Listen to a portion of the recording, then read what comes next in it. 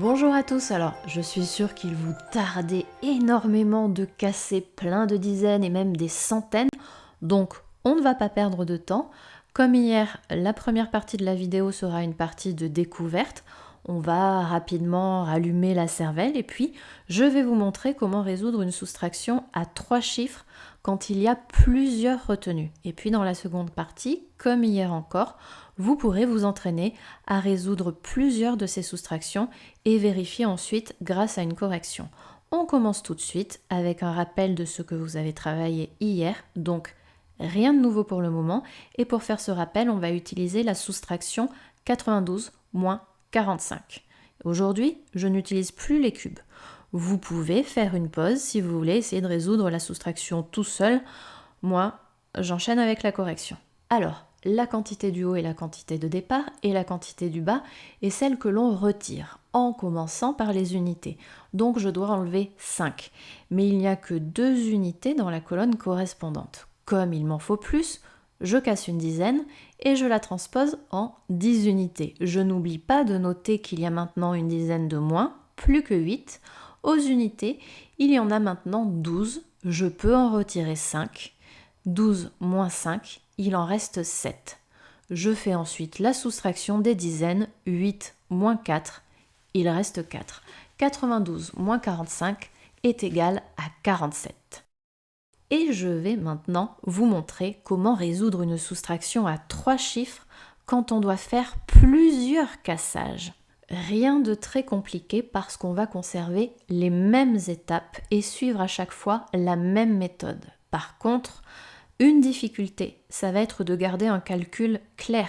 Donc pensez à écrire le nombre de départ bien gros et à bien espacer les chiffres. Pour vous, c'est un petit peu plus facile puisque, contrairement à moi, sur ce tableau, vous avez des lignes sur vos cahiers ou sur vos ardoises, ou prenez en tout cas pour ces étapes-là des cahiers ou des brouillons avec des lignes. Donc, vous devez penser à écrire les nombres de départ bien gros, à bien espacer les chiffres, et puis ensuite écrire par contre les cassages et les déplacements de quantité moins gros.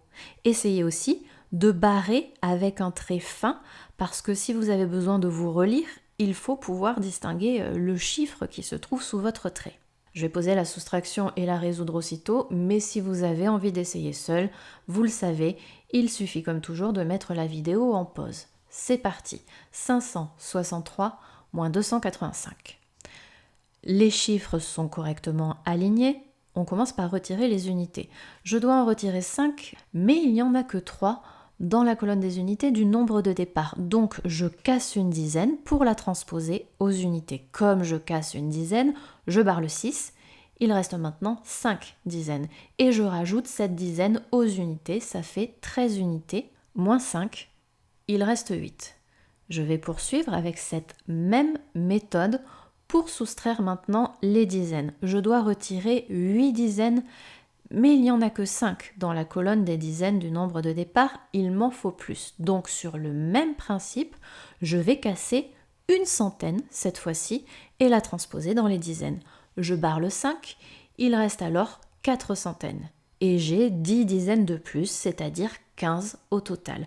Vous voyez, j'ai besoin de place entre les chiffres de départ pour pouvoir bien écrire. Et comme j'ai pris soin de les écrire bien gros, mon calcul reste clair. Il y a 15 dizaines, je dois en retirer 8, il m'en reste 7. J'ai retiré les unités, j'ai retiré les dizaines, je vais maintenant retirer les centaines. Il y a encore 4 centaines, je dois en retirer 2, il en reste 2. Et j'ai terminé cette soustraction.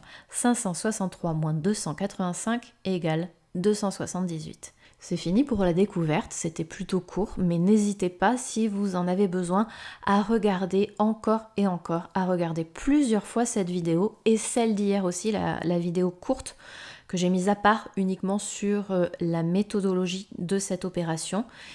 Et je vous mets déjà à la suite 4 soustractions, elles-mêmes suivies de leur correction, mais elles sont à faire sur une autre séance, cet après-midi si vous suivez l'emploi du temps que je propose, ou plus tard, selon la façon dont vous vous organisez à la maison. Et nous voici maintenant, comme pour la précédente vidéo, dans la partie entraînement. Je vais vous proposer, sans commenter, plusieurs opérations à la suite, je vais les poser et puis les résoudre avec la méthode de cassage de dizaines ou de centaines. Une fois que l'opération est écrite, stoppez la vidéo, posez-la sur votre brouillon ou sur votre ardoise et puis rallumez pour vérifier la correction. Il y a 4 soustractions.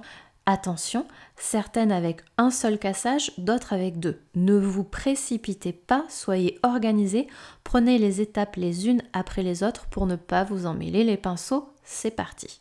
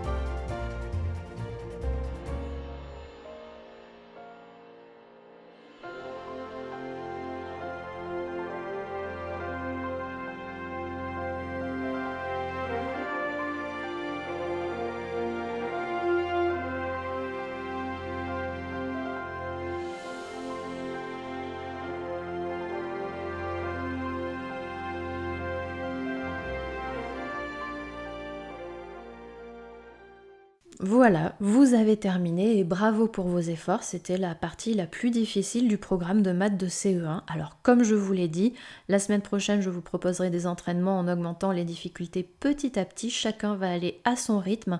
Si c'est pas encore clair dans la tête de tout le monde, c'est tout à fait normal.